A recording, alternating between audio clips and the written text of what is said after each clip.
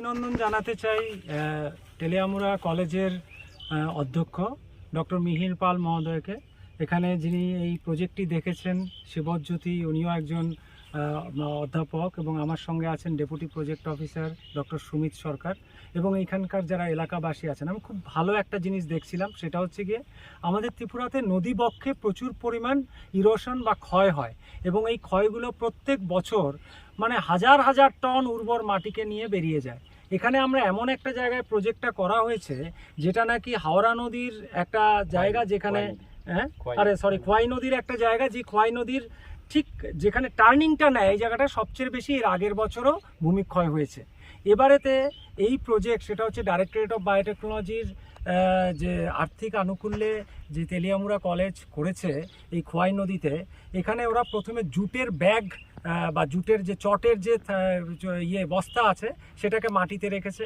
তারপর তার মধ্যে নেপিয়ার গ্রাস বা সুপার নেপিয়ার গ্রাস, আপনারা জানেন নেপিয়ার গ্রাস হচ্ছে গিয়ে খুব ভালো প্রাণী খাদ্য, গরু ছাগলেরা খায়।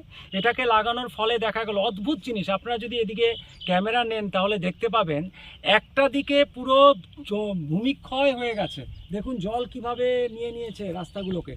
ঠিক যেই জায়গাটায় নেপিয়ার গ্রাসটা লাগানো হয়েছে এবং সেই জুটের বা চটের যে ব্যাগগুলো ছিল মাটির মধ্যে, ওই যেটাকে কেন্দ্র করে নেপিয়ার গ্রাসগুলো গড়ে উঠেছে, এই জায়গাতে একটু ভূমিক্ষয় হয়নি।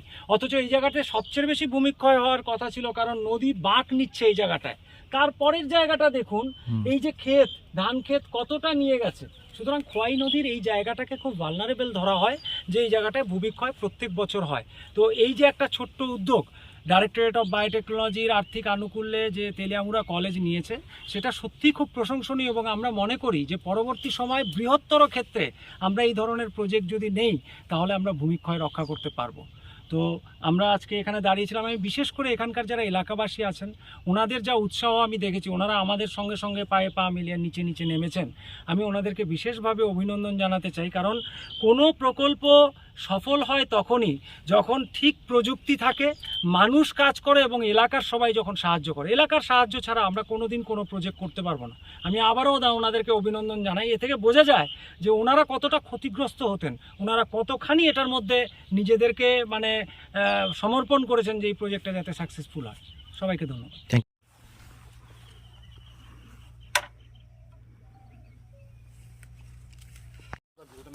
হ্যাঁ, এটা একদম বিউটিফুল ভিউটা।